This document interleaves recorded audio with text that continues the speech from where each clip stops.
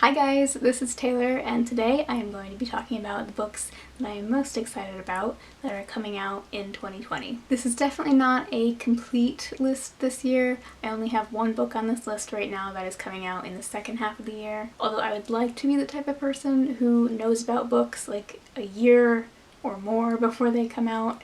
I am not yet that person, so I could very well see myself making another one of these videos more towards the middle of the year. But until then, these are the books that I am currently looking forward to that come out in 2020. So first things first, the release schedule that is nearest and dearest to my heart is that of the Eternal Editions of Sailor Moon. Right now there are 3 volumes on the docket that are set to be released in 2020, and hopefully as more time passes we will get a release date for the 10th and final volume. So the tentative release dates for these, because these releases just tend to get jostled around a little bit. Eternal Edition number 7 is coming out today, January 21st. Number 8 is currently scheduled for April 21st, and number 9 is scheduled for July 14th.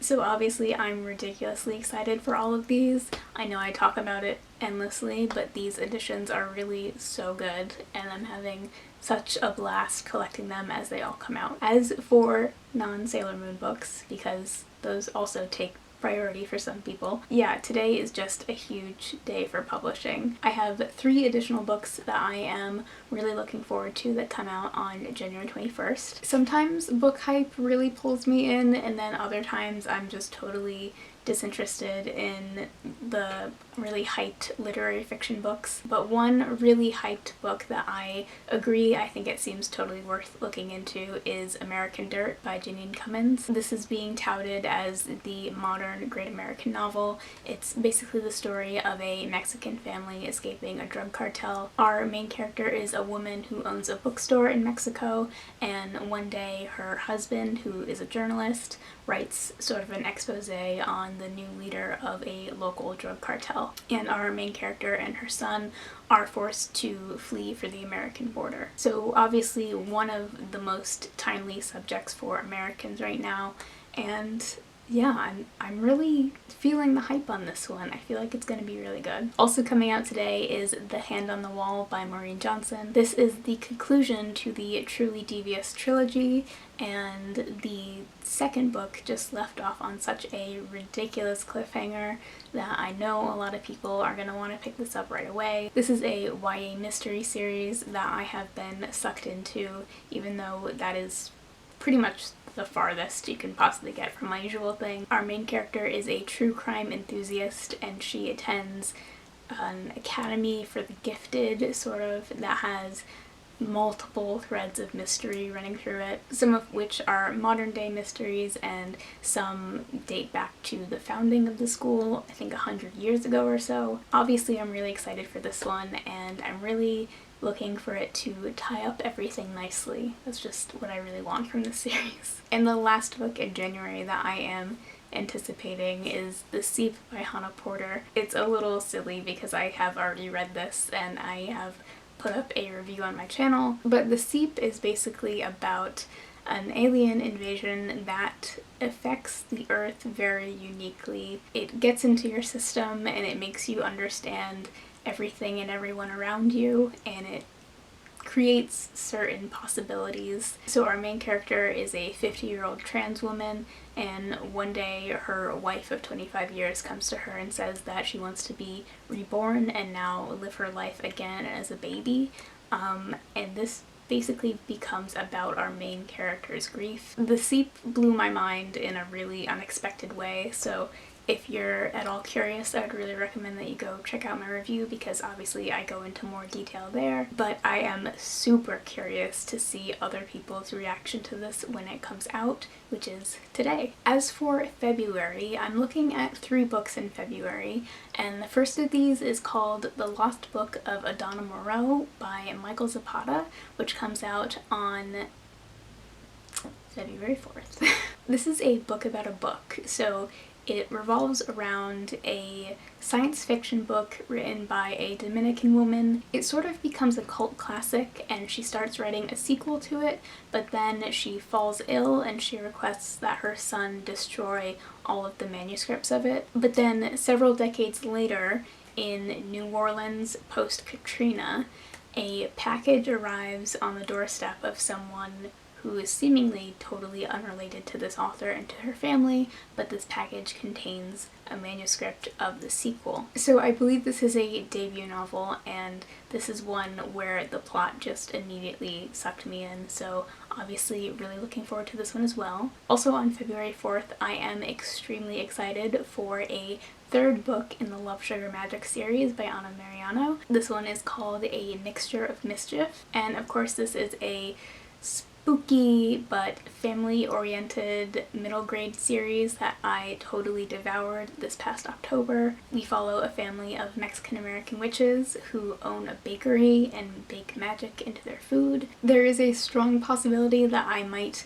acquire this one, but then wait until October to read it because I think that this series is best consumed around Halloween, but I am still very excited to see what happens with it. And the last book that I have for February is a big one. This is called Apartment by Teddy Wayne, and this was my single most anticipated book of 2020. I am a huge Teddy Wayne fan, and this synopsis, once I read it, was just right up my alley. This is about a grad student working towards his MFA in creative writing at Columbia University in New York. He ends up making friends with a man in his program who is from the Midwest, and he's a lot less well off than our main character, and our main character ends up offering a spare bedroom in his apartment. This essentially becomes about the tension in their relationship and their similarities and differences.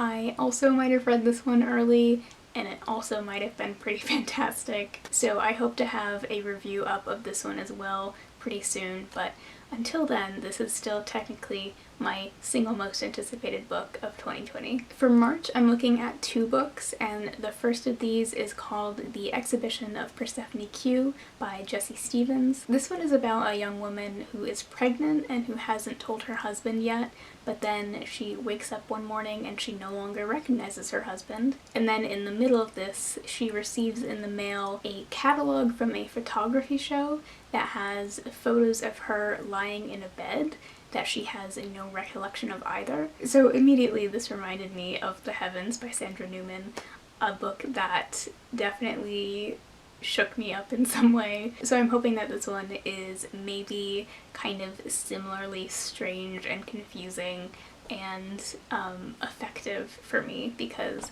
those are definitely the vibes that I'm getting from it right now. On a completely different note, on March 31st I have I Want You to Know We're Still Here by Esther Safran Foer. This is a memoir of a woman who travels back to Ukraine to find out how her parents survived the Holocaust and what their lives were like beforehand. So Esther Safran Foer is the mother of Jonathan Safran Foer, who wrote Everything is Illuminated, which is basically on this very subject. I think it's just the fictionalized version of it. So I could definitely be wrong about this, but right now I'm looking at it as the real-life family story behind Everything is Illuminated, which is one of my favorite books of all time. So I'm hoping that I not only love this as its own piece, but maybe that it strengthens my affection for a book that I already love. Coming out on April 7th, I have my eyes on another book that's getting a decent amount of buzz, and that is How Much of These Hills is Gold by C. Pam Zhang. This is the story of newly orphaned siblings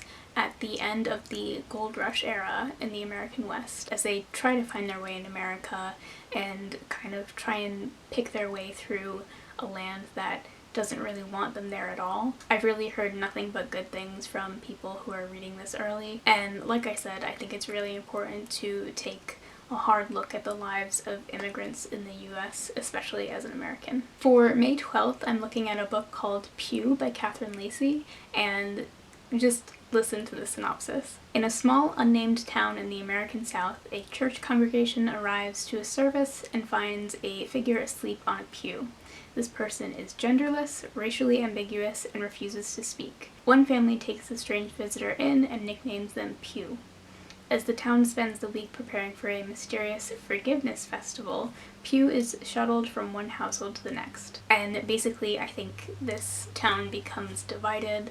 Is this person an angel Are They the Devil? And it's another book that I just read the synopsis and immediately added it to my TBR and haven't really looked back. And my last book for right now comes out on July 7th, and I think a lot of us are really excited for A Beautifully Foolish Endeavor by Hank Green. Took me 5 takes to say that title correctly, but I'm excited for it nonetheless. This is the sequel and I think last companion novel to An Absolutely Remarkable Thing, which is another book that ended on a massive, ridiculous cliffhanger, and I just have no idea where he is going to go with this sequel. I've heard him kind of give a disclaimer that he thinks the book is pretty weird, so obviously I'm looking forward to it, probably even more so. But that is my list for right now. Like I said, I have a feeling that I might be adding to it later, but definitely let me know what you're looking forward to in 2020, because I'm sure there's a lot of really interesting stuff that I just haven't heard of at all. And thank you so much for watching, and I'll see you soon. Bye!